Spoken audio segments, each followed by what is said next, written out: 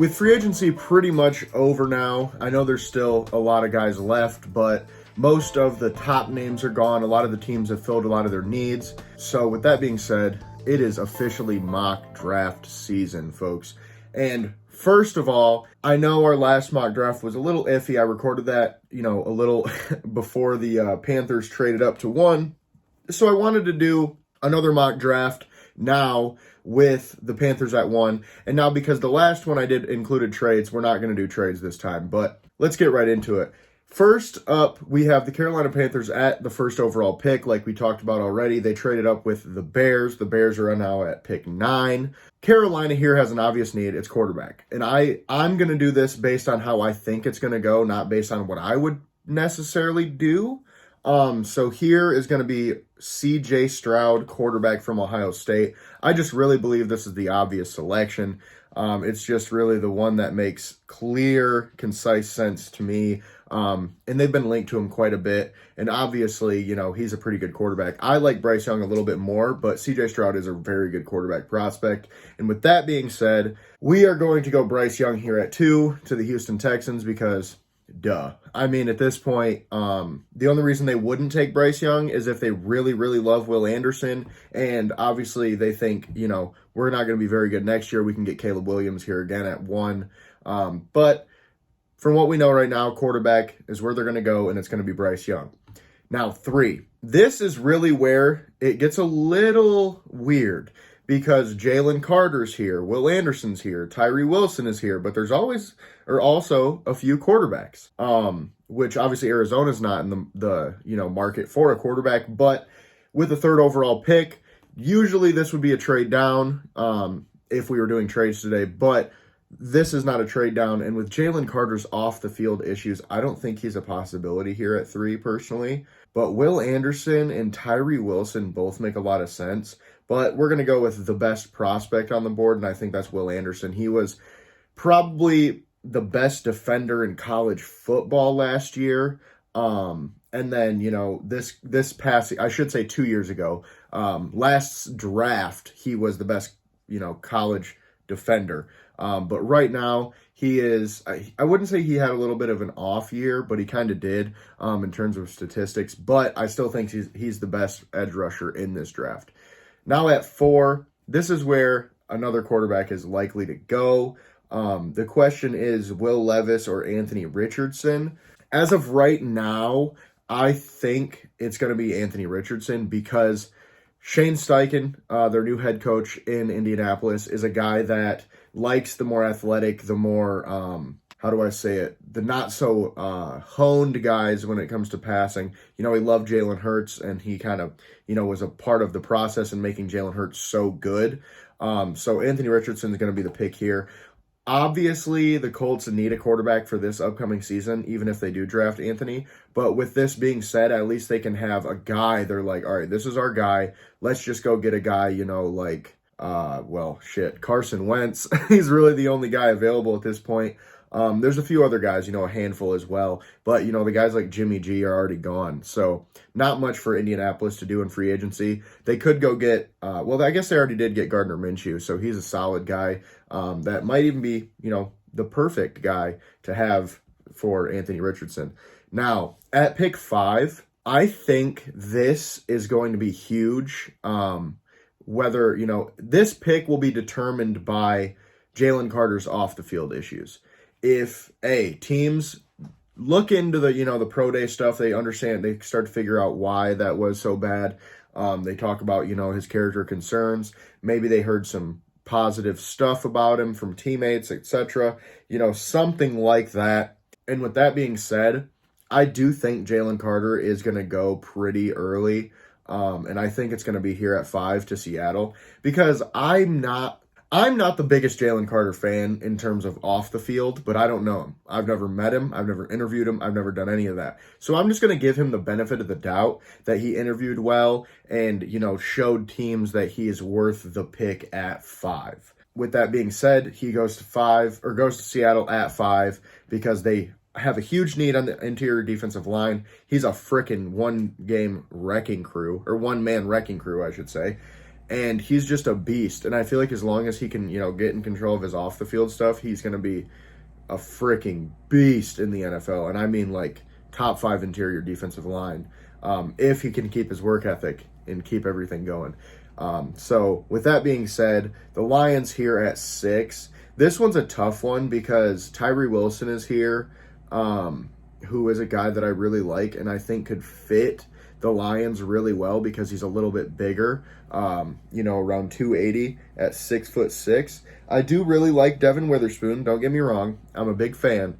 But I think at 18, there's a chance we could get a pretty solid corner. With that being said, we also did go corner early and often in free agency. So I think waiting on corner might be the better bet. And I think taking Tyree Wilson here, because there's 3 positions realistically that I would think about going now that quarterback Anthony Richardson is off the board. I would go corner, I would go D-line, and I would go offensive line, because offensive line, we have an older left tackle who is, aging and very expensive. Our right tackle is going to need to get paid soon. Our left guard is going to get paid by someone else most likely next year. We just signed a right guard, but both of our right guards are on 1-year deals. Our center is getting a very big, contract. So I think if we went offensive line at 6, it wouldn't be that wild. And if we did, though, I think it would be Paris Johnson if we went anybody, because I think we need more of like a left tackle that can play guard than like a guard that can play tackle, which is probably what Peter Skoronski will be in the NFL. He'll be more of a right tackle, inside interior lineman type of guy. So with that being said, I think we're going to take Tyree Wilson because there's later value at offensive line, there's later value at corner, and I think the D-line edge class is not that deep this year.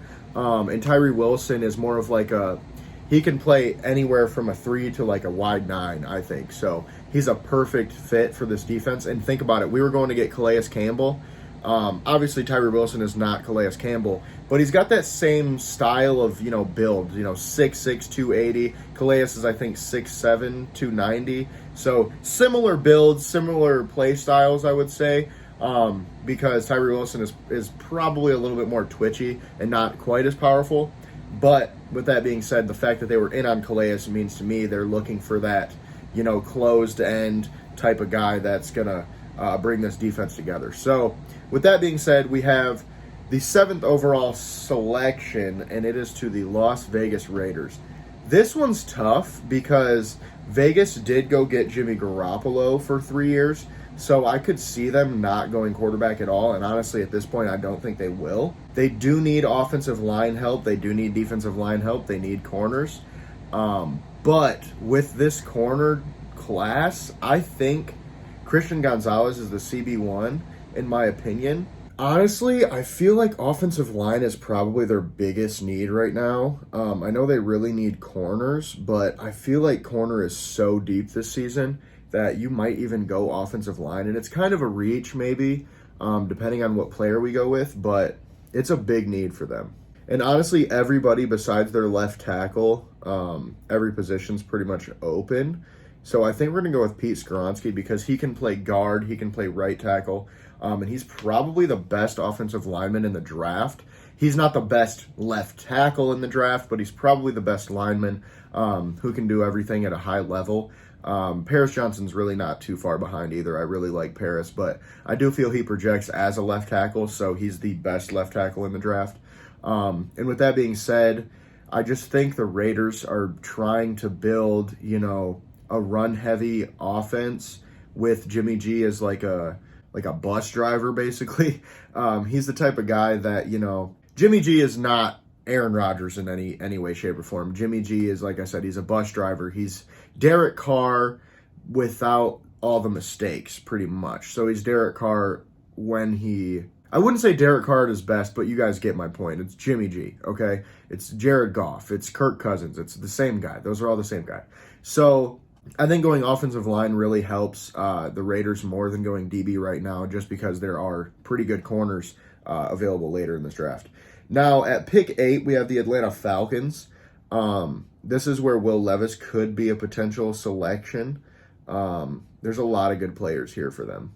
Honestly, I feel like Will Levis is like the obvious selection here because they have a guy like Desmond Ritter who will start the season at least, but then they can, have a backup plan when Ritter eventually doesn't work out. But I feel like, man, there's a lot of good players here defensively specifically, and that's really the issue I'm having right now. Is usually I go Skoronski at 8 and a quarterback goes at 7, but Skoronski's gone. We don't really, they don't need a right tackle, they don't need a left tackle. They kind of need receiver. But with Will Levis sitting up here at 8, I don't think they would pass on him really. I don't really see a reason why you would, because he's got real legit potential, and we know a guy like Desmond Ritter.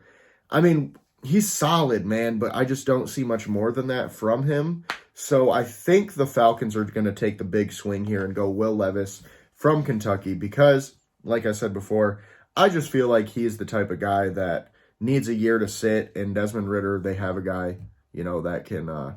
So now we have the Chicago Bears at the 9th overall pick, and honestly, at this point, I think this is a no-brainer. Paris Johnson. Like I mentioned before, Paris is like really the best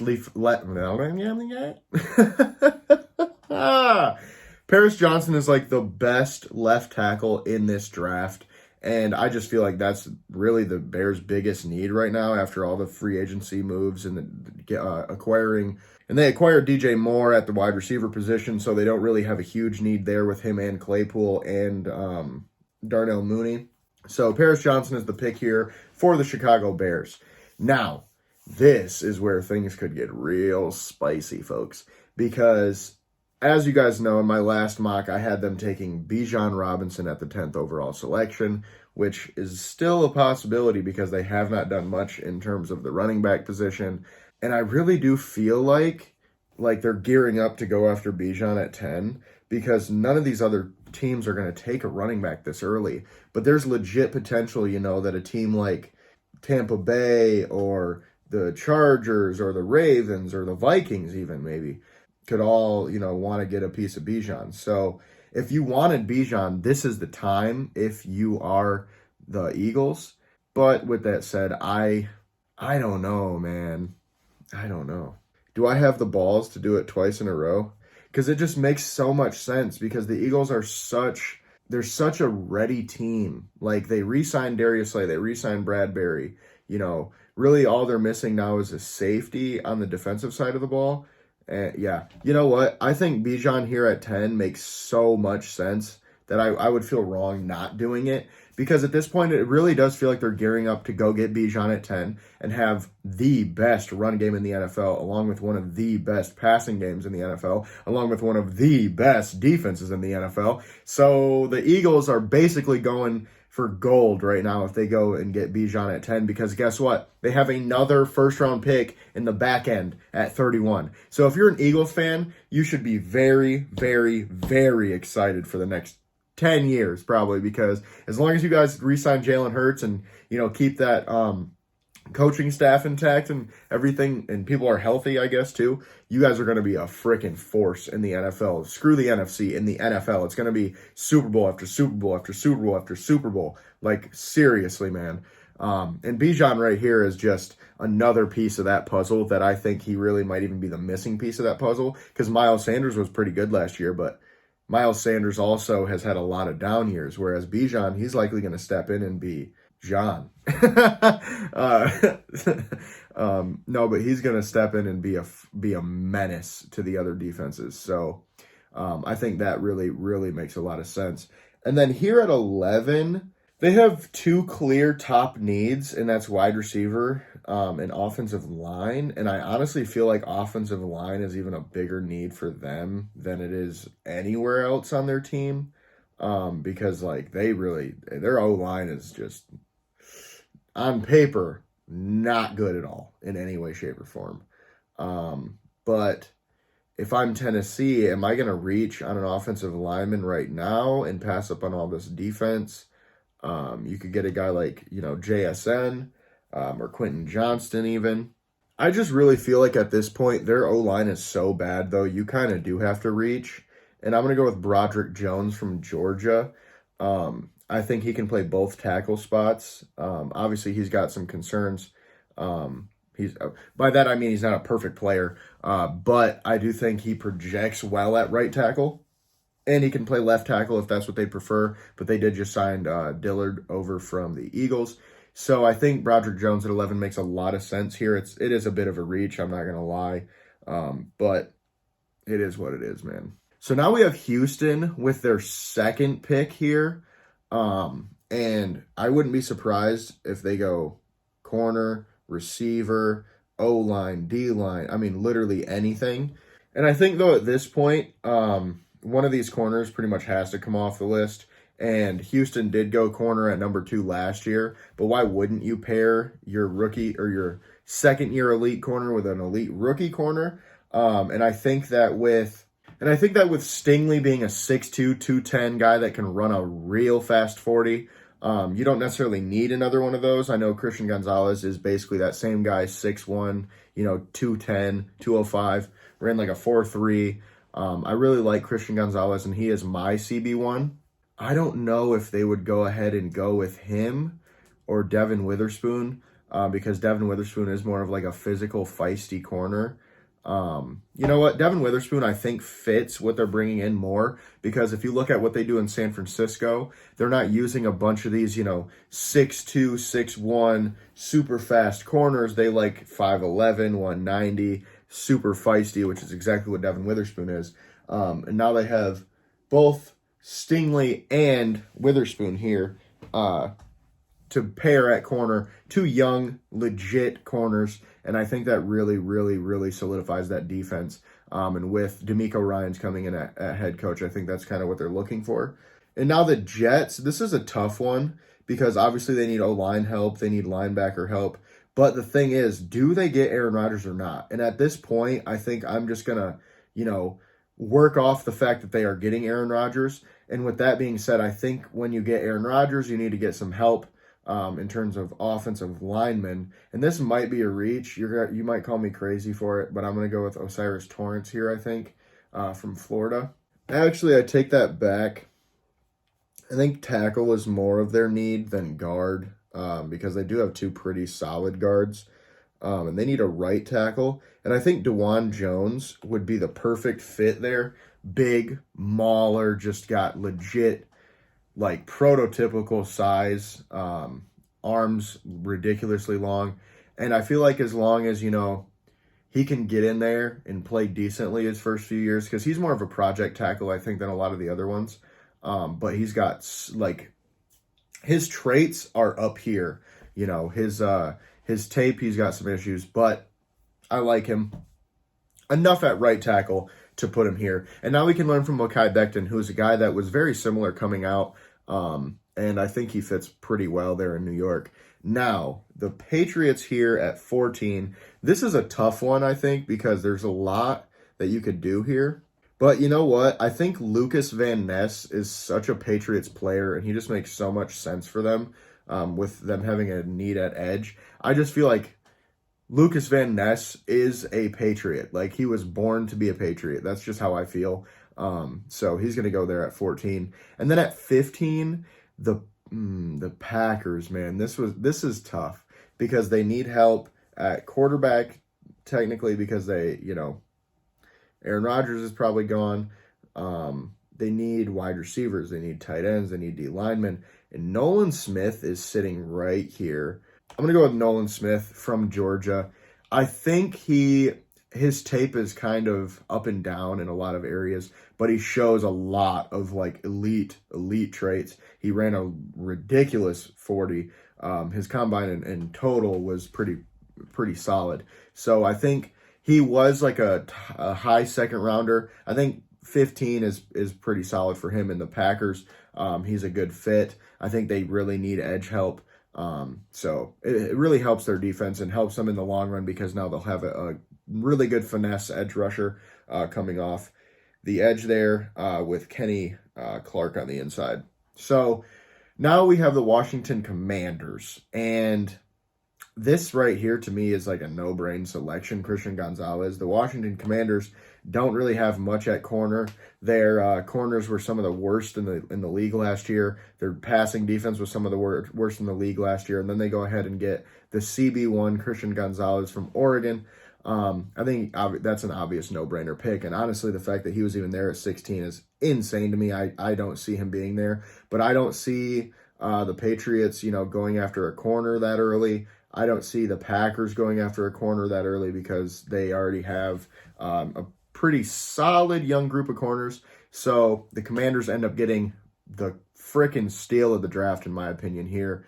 And really sucks for the Lions because if I'm the Lions and I'm at pick 18, I am jumping up to 16 right now because I want Christian Gonzalez.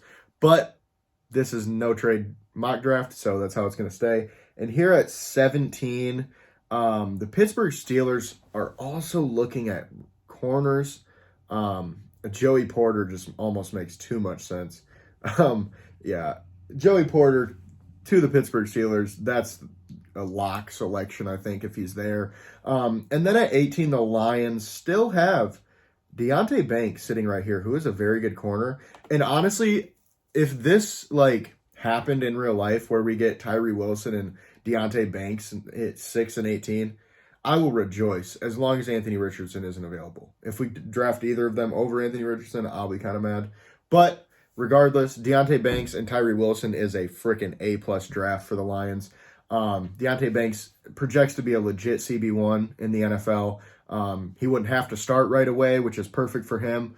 He could play, that third corner or fourth corner because we have a lot of corners right now. Okudah,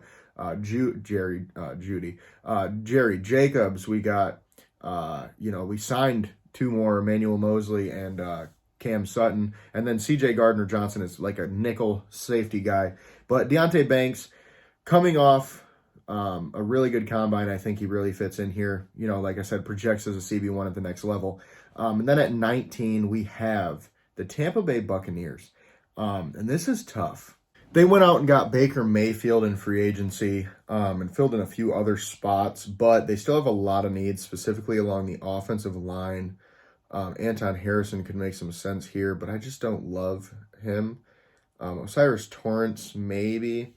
And actually, you know what? I think O'Cyrus Torrence is going to be the pick here because I almost took him at 13, and then he fell all the way down the board. They have an obvious need at left tackle, but then they have another need at guard, so I'm not going to, overdraft a tackle just because I need a tackle when I also need a guard, where O'Cyrus Torrence is a very, very good player and will 100% be drafted in the first round without a doubt in my mind. But I think he fits great over there in Tampa. They're not going to get the left tackle that they hoped for, but again, Baker Mayfield's their quarterback. He's not their guy, really, so it's just a year. This is like a limbo year for the Bucs because now they're going to be trying to get another quarterback and build a team around him. So O'Cyrus Torrence at 19 makes a lot of sense and is a pretty good value, I think. And then at 20, the Seattle Seahawks already went ahead and took Jalen Carter on the defensive line. Now they obviously need offensive line. I could see them going edge possibly. Wide receiver is a position for them that I think could happen, but it's hard to explain really. I could see it happening, but it's not super, probable. And this is a team that I could see taking Quentin Johnston because of the fact that imagine Quentin Johnston, DK Metcalf with Tyler Lockett on the slot. That'd be insane. I could see them going defensive line. I could see them going corner. But the corners have kind of faded a little bit here. There's quite a bit of a corner run in front of us. I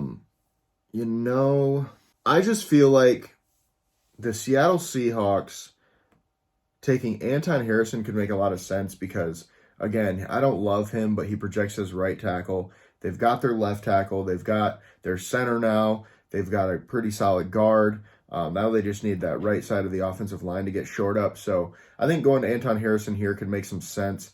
And then we have the Los Angeles Chargers sitting here at 21. And I know everybody's going to say, obviously, Quentin Johnston. We're going to go with JSN here because I know Quentin Johnston is more of like a wide receiver 1 projection, but they have Mike Williams and Keenan Allen. Imagine JSN in that mix, man, that'd be just nasty. And I feel like giving Justin Herbert just another person to throw the ball to would be beautiful. And then at 22, we have the Baltimore Ravens, and we're going to go with Quentin Johnston here because they're a team that's desperately needed a wide receiver one, a guy that can go up and get it, a 6'4", 220, 4'5", 40 type of guy, which is exactly what you're getting from Quentin Johnston. So that just makes too much sense in my opinion there. And then at 23, the Minnesota Vikings. This one is tough because there is a decent amount here. Wide receiver is such a big need for them that I could legit see them reaching right here and going with receiver. And I'm just going to go ahead and take one, and I'm going to take the one that I like the most that's available, and that's Zay Flowers. I think he's the take the top off the defense guy, and imagine having a guy like Zay Flowers on one side and Justin Jefferson on the other side. You can't double cover everybody, man. So real run on receivers in these last couple picks here, 3 in a row now. This is a real tough selection for me because they need offensive line for sure. I think I'm going to go with Whippler from Ohio State, the center. I think their biggest need on the offensive line is center for sure. And it might be a little bit of a reach, but Steve Avila, in my opinion, isn't that. He's really not better than Luke at what he does necessarily at his position. So I'm going to go with Whippler here. And then 25 to the Giants. This one's pretty tough as well. They desperately need receiver still. And Josh Downs, man. You know what? I'm going to go with Josh Downs here in the first round. I know that's pretty insane. I think Josh Downs is a second-round pick. But I just feel like the Giants are going to reach on a receiver because they just desperately need it, man. They need receiver more than I've seen most teams need anything, really, in the last couple years. Right now, their receiver room is very, very small. I think they just signed Paris Campbell to a 1-year deal, so it's not like, anything special. They still need a guy that can be their guy for the next few seasons. So with that being said, Josh Downs from UNC goes to the Giants at 25. Then at 26, we have the Dallas Cowboys.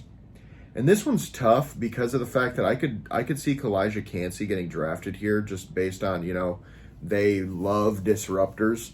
And you know what? I'm gonna go ahead and do that.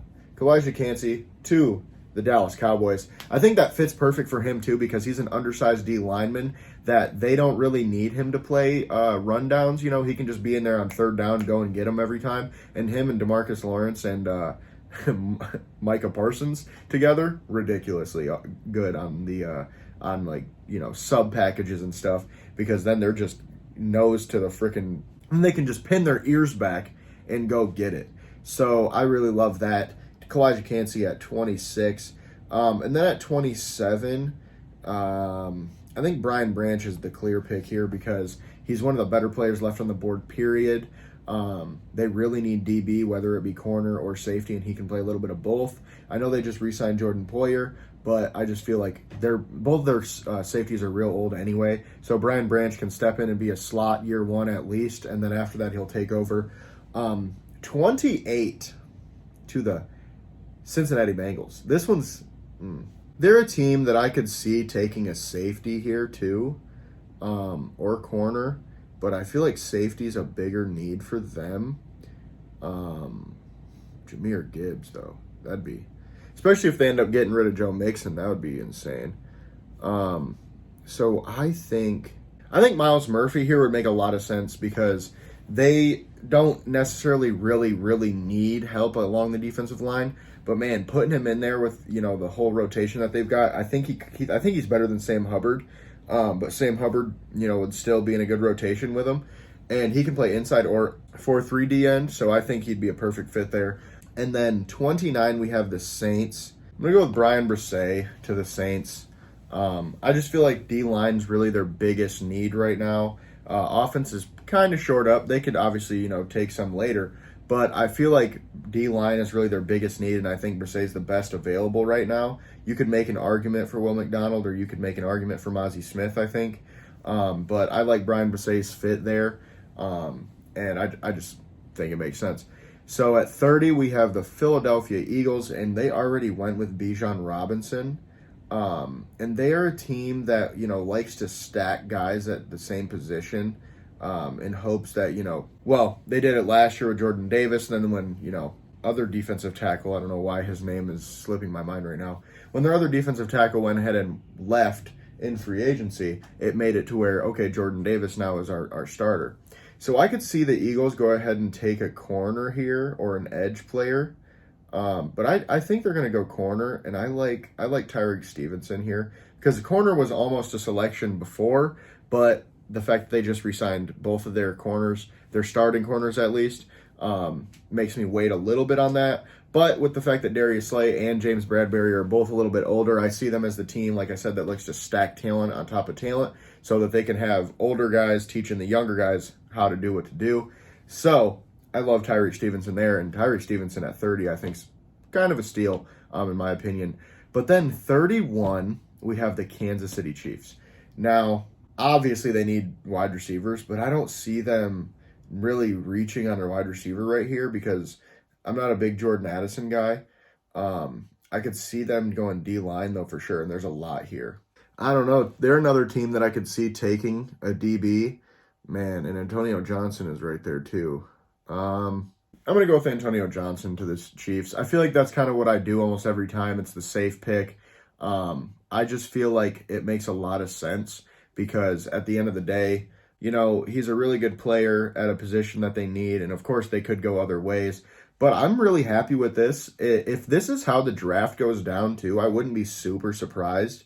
There's a few surprises in there, like maybe not DeJuan Jones at 13, maybe not Anthony Richardson at 4. There's a lot of stuff that might not happen, of course, because, we don't know really what's going to happen. But it was fun. It was a good mock, and I'm going to obviously put out maybe 2 more probably before the draft actually happens. But I appreciate y'all for watching. Y'all know what to do.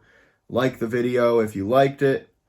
Comment what you didn't like about it if you didn't like it. And subscribe so you don't miss another upload. And make sure to hit that notification bell. We'll see you on the next one.